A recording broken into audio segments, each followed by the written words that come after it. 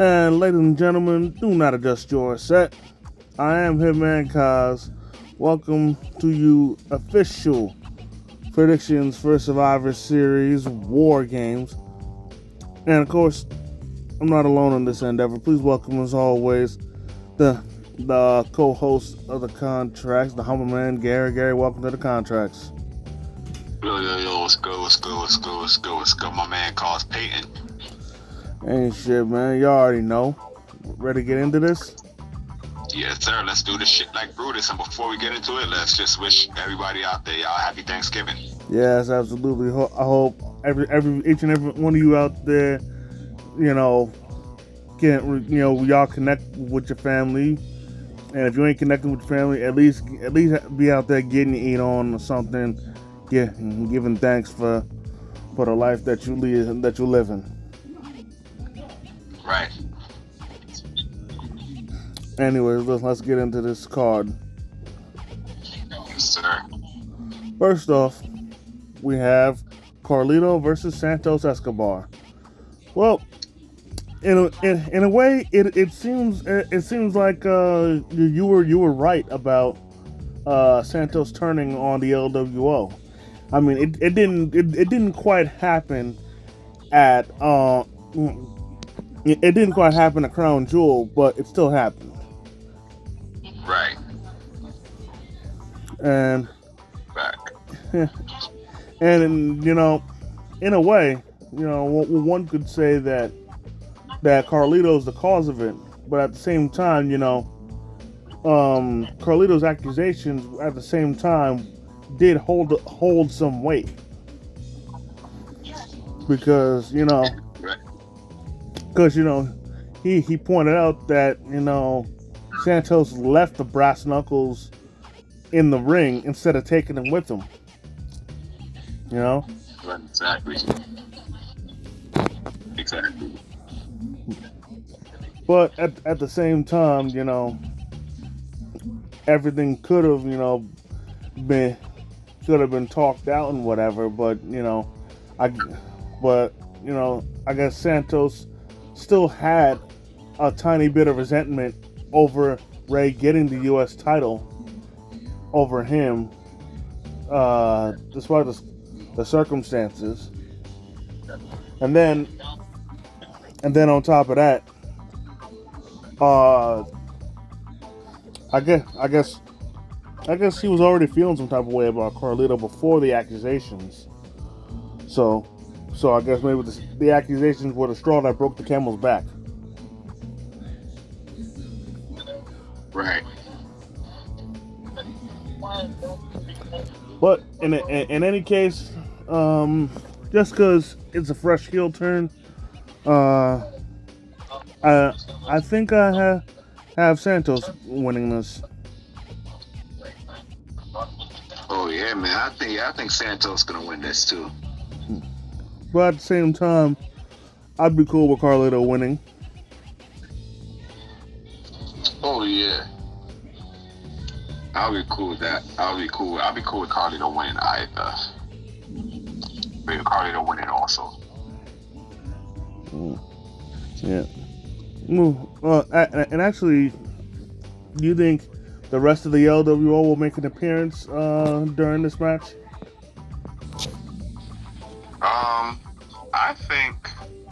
I think they probably will. Because, I got to give it to Zelina Vega for showing great emotion following Santos' heel turn. Oh, yeah. And then, who knows, maybe this is what Joaquin Wilde and Cruz del Toro need to, further stand out as a tag team. Because they were always seen as Santos's lackeys, for lack of a better term. I agree. Yeah, we'll find out. Okay. Anyways, moving on, we have Rhea Ripley versus Zoe Stark for the Women's World Title. Um, I'll admit, as much as I like Zoe Stark, I don't see her winning this at all. Neither do I. She's gonna put up a good fight, but I couldn't agree with you more. She gonna put up a good fight. I love Zoe also, along with others. She gonna put up a good fight, but she not beating Rhea. Yeah, and like the biggest reason is that like they're trying to make her seem like a credible threat, and like that part, like they're trying, but I just don't see her being in Rhea's head.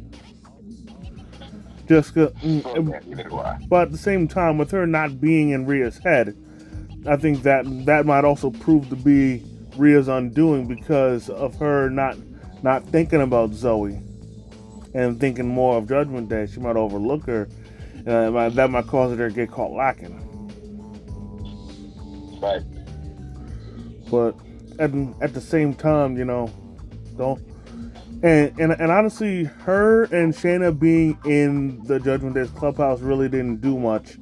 Because in my opinion, and honestly, it did more for Shayna, in my opinion, than it did for Zoe. Right. Like as far as further trying to get under Rhea's skin or trying to make a statement or whatever, I felt like it was doing more for Shayna than it was for Zoe. Like honestly, if they wanted for Zoe to stand out more, they should have had her being there alone. Oh, that's correct. But yeah, I got Rhea winning this 100%. Oh yeah, me too. I do also. Moving on, we have Gunther versus The Miz for the Intercontinental title. Oh yeah. I honestly don't need to say it because it shouldn't need to be said. But considering the War Games matches, this non-War Games match, I think this match will be a banger. I think it will be, but it's gonna be a good match. But I think we already know who's gonna win. Yeah, The Miz. Yeah. And I don't know, when is it gonna end? When are people gonna stop shitting on The Miz? When are people gonna finally give this man his flowers? Exactly. Like, after everything he's done in WWE, and he's done damn near everything, but yet people still doubt him, people still refuse to give him his flowers, people still want to criticize him. And I'm just so sick of it. And honestly, I really didn't expect him to turn face, but he's being a really convincing face, and he's doing something that I honestly didn't think he needed to do, but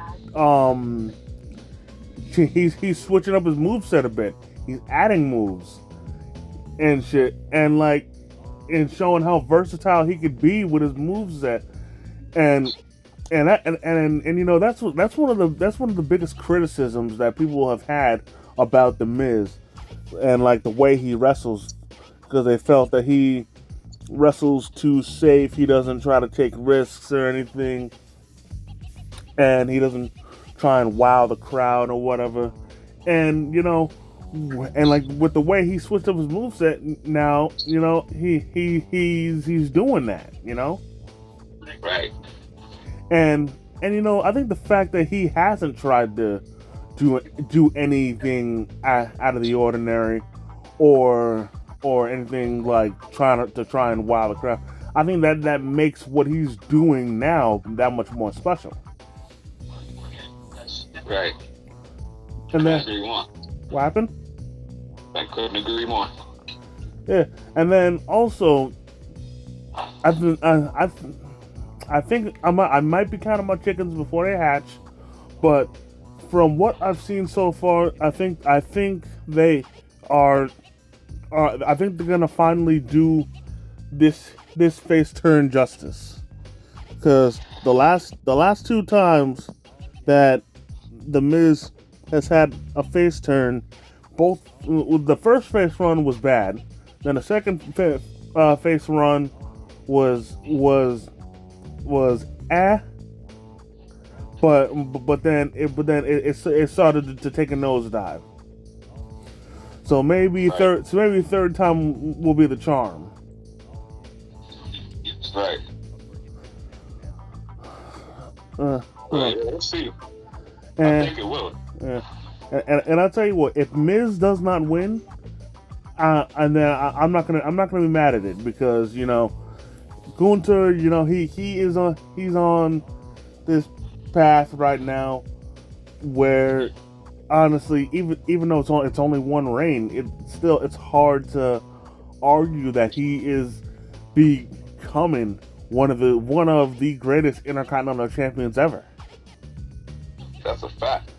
And like he's honestly bringing the title back to its original meaning, to how it was back then, in which the Intercontinental title held more prestige than the major titles, in which it was known as the workhorse title, given to the hardest worker in the company. Exactly. And when it comes to in-ring work, you'd be hard pressed to find a worker that works as hard as Gunther does, or takes his craft as seriously as Gunther takes it. Exactly. And he's just so elegant and proper and professional about it, Right. And like, and when him and Imperium say that the mat is sacred, like, you truly believe it with them, Right. So, Well, what happened? that's a fact. That's correct. Yeah. So honestly, regardless of who wins between Miz or Gunther, we're in for a great match. Yeah, that match is going to be great. Moving on, we have the women's War Games match. The face side: Bianca Belair, Charlotte Flair, Shotzi, and Becky Lynch versus Damage Control. Bailey, Asuka, Io Sky, and Kairi Sane. First off, Yes. I want to get these few intangibles out the way. First off, out of all the people to join Bianca's team, they couldn't have made it any more obvious that it was going to be Becky Lynch. That shit was so predictable. Like that's better as predictable as somebody saying that the sky is gonna become dark when it becomes nighttime. Exactly. Like that's about as predictable as somebody saying that when you put water in a pot over a stove, it's gonna turn hot when you turn it on. Right. Like that was so ridiculously obvious. It's not even funny. And they expected me to get hyped or pop over that. Get real. Oh boy. And I'm not even shitting on Becky. I'm just saying this shit was so predictable that I'm not hyped for her joining the team. I expected it. Because the whole night they were like, Charlotte, you gonna make the call to your friend? You gonna make the call to your friend? Like who the fuck else was she talking about? And before you say anything, all y'all Mercedes fans, freaking sit the fuck down and shut the fuck up. She ain't coming back. At least not now. Right. Like y'all niggas is fucking, like, y'all niggas is about as ridiculous as the same niggas that was saying that CM Punk is coming back. Oh shit. And then on the opposite side, with damage control, we need to address the elephant in the room because it's pretty obvious. It's 100% obvious that Bailey is getting kicked out of damage control. Yeah, exactly. Because literally, ever since Kairi Sane joined, she's been gaslit to hell. That's a fact. From Asuka, Io, and Kairi talking Japanese around her, and to just everything being awkward between them, to her sounding awkward on the mic, not knowing where to go with what she's saying. Like they couldn't make it any more obvious that Bayley's gonna get kicked out. Exactly. So with that being said, I honestly think what's gonna happen is that first off, Bianca's team is gonna win, but more importantly, what's gonna happen is that Bayley is the one that's gonna get pinned. Oh yeah, I can see that happening. And then what's gonna happen is that on SmackDown, they're gonna have they're gonna have a segment in the ring or a segment backstage, to which they're all gonna chastise Bayley for costing them the match. Exactly. And then she is probably gonna like plead her case or something like that, and then they're gonna fully turn on her. Right. Exactly. My only question is, where does Dakota Kai stand on the whole thing? Because as far as Asuka, Io, and Kairi go, I understand them, turning on Bayley, because for one thing with Kairi, hers is pretty obvious because Bayley took her out, and that was when Bayley was feuding with Asuka, so that's there, and then Bayley and Io have had beef for the longest, just because ever since Io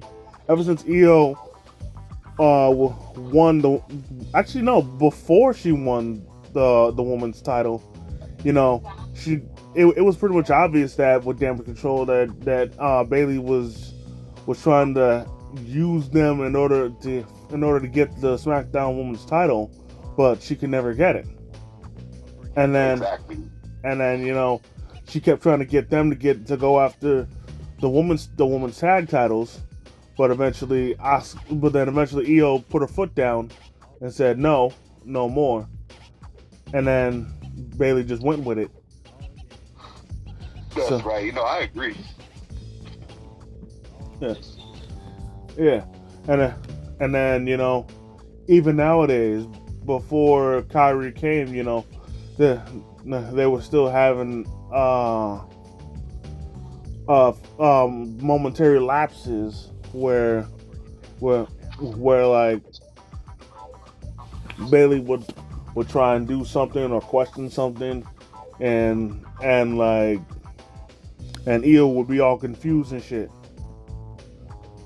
Exactly.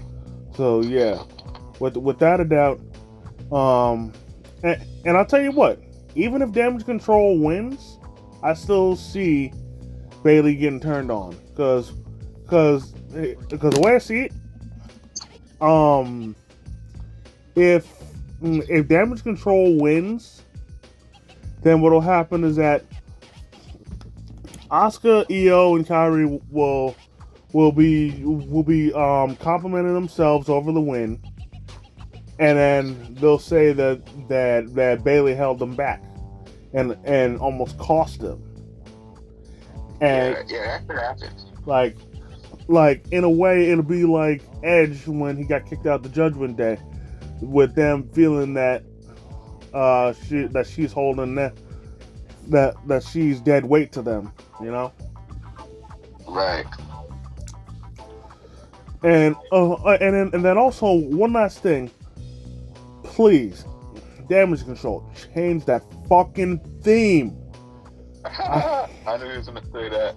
Seriously, that shit is so fucking bad. Damn. Like, yo, I gotta mute my TV every time I hear that. I can't stand that theme. But who knows? Maybe with Bailey kicked out, they're gonna get a new theme, so I ain't gotta hear that shit no more. Right. That's a fact. Anyway, Crazy. yeah. Anyways, moving on. We have the men's War Games match. Cody Rhodes, Taki, Jey Uso, Sami Zayn, and a returning Randy Orton versus the Judgment Day and Drew McIntyre. First off, we gotta address an elephant in the room here. A lot of people are criticizing them for spoiling Randy Orton coming back. But for me, I say they only half spoiled it. And the reason why I say half is because all they did was mention that he was going to be on the team, but he didn't make an appearance on Raw, which I feel was a very good move. So now people are expecting him to be there because he's on the team.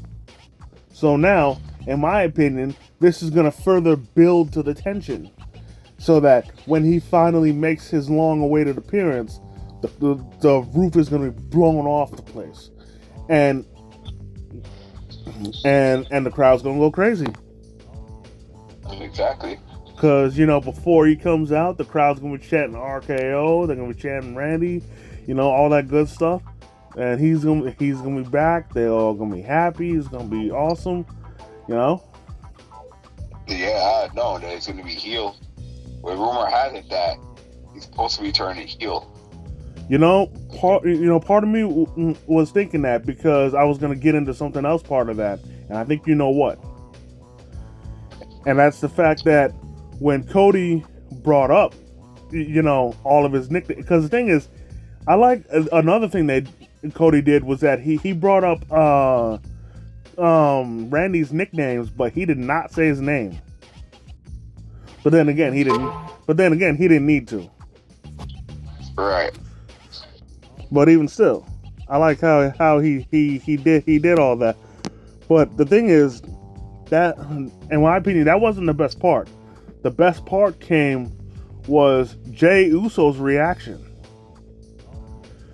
where it's no secret that Jey Uso has been put through the ringer on Raw just because of all the skeletons in his closet because of his time with the Bloodline.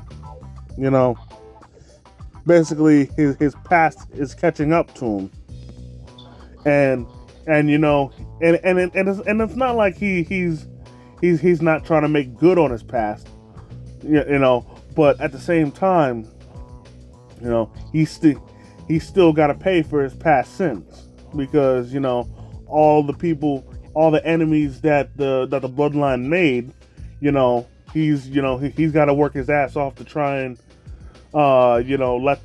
try and reassure them that he's not like that anymore and he's not with them, and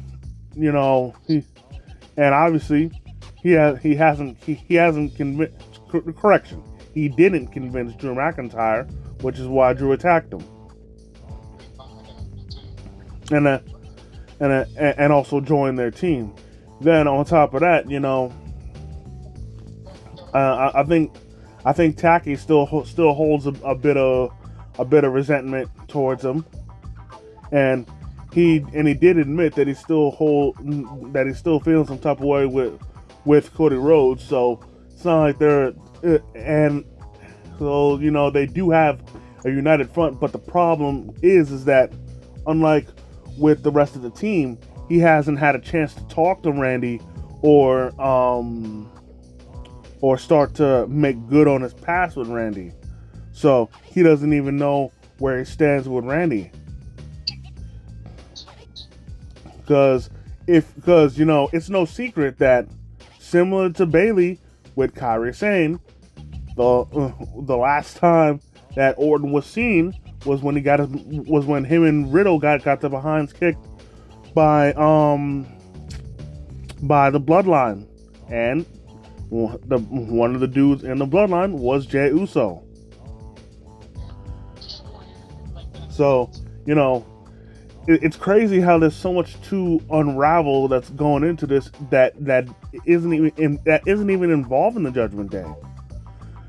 Hell, if anything, they're just they in my opinion, Judgment Day, they're just salt in the wound. Because for Jay, it's already bad enough that he still has to that he still has to, you know, try and make good on the past. But now he's still got to be hit with curveballs of people that he's still wronged in the past. And you know, knowing Randy Orton, he's more of a type that you know, he'll forgive, but he doesn't forget. Right. And the thing is, when it comes to forgiving, you got to do a lot. And and even sometimes that's not enough, because you know, 9 times out of 10 he will not let go of the past. And the best example was when he got kicked out of Evolution upon being world champion because of Triple H's greed. And for many years he didn't forget about it, and until, you know, I think 2009, when he won the Royal Rumble and everything, he was doing everything in his power to exact his revenge on Triple H. So honestly, Jay's got a big task ahead of him. Right. And then honestly, if Orton does turn heel, I fully expect him to RKO Jey Uso. But me too. Yeah. But here's the thing: he's not joining Judgment Day. Yeah, he's not. I can't see that. Just like with Drew McIntyre, he's turning heel, but he's not joining Judgment Day. That's right. But however, he is going to be a heel because he's not going to be cool with Jey Uso. And honestly, what I think is going to happen, either one of two things is going to happen. Either one, they're going to keep it civil for the match, and then regardless of whether they win or lose, that's when Orton's going to turn on him. Or they will lose at War Games, and then afterwards, you know, the team's going to implode, and then while everyone's arguing amongst each other, that's when Orton is going to strike. Well, that's correct. There's no way to put that.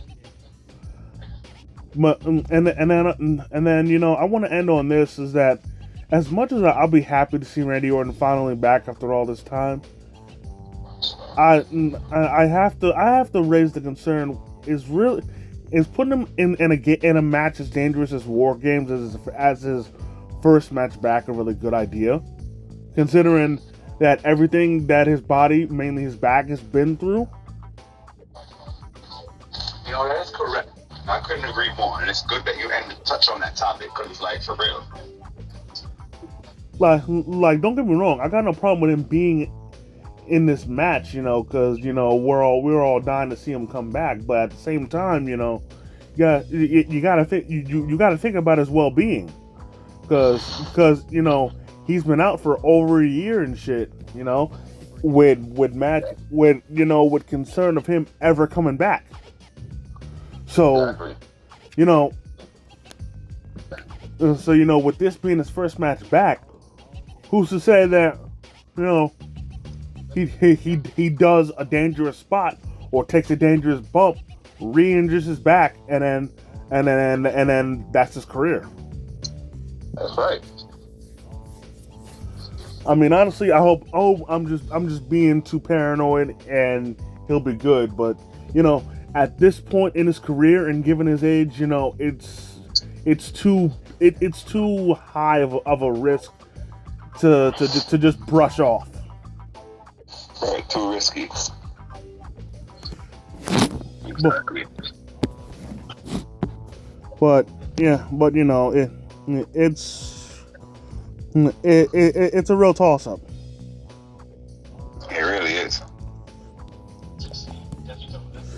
But but above all else, honestly, and this is just my personal preference, I do want the Judgment Day to win, just because I enjoy them being the big dogs on campus. I enjoy them running WWE. It needs to stay. Wait a minute. I had a thought. What if after the match, Judgment Day wins, and then Damian Priest cashes in Money in the Bank? That would be some shit. That's a possibility. Hear me out. After the match, Judgment Day wins, and then the brawl continues.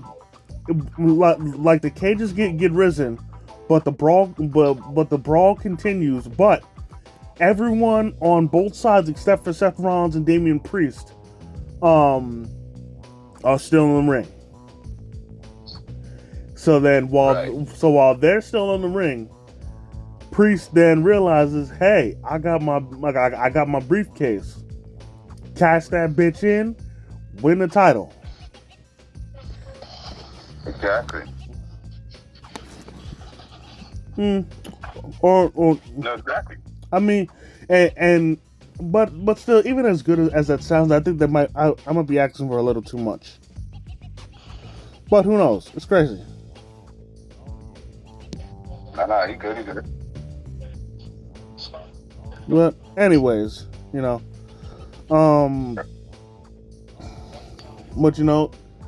this card's gonna be crazy. You know what I'm saying? Oh yeah, it's gonna be crazy. Yeah, and with that being said, that's gonna do it for this for this episode. I definitely want to thank each and every one of y'all for taking the time out of your business schedule to come and chill with your boys. I definitely want to thank the Humble Man as usual for coming through, kicking his wrestling knowledge. Oh yeah, you already know it. We'll be happy Thanksgiving once again. We'll be right back here, coming right back at y'all with the results of the pay-per-view. Yep. And then also keep it locked for our prediction and review for Deadline as well. Yes, keep it locked for that. Yep. So, with that being said, if y'all enjoyed this video, hit the like button. Comment if you feel like it.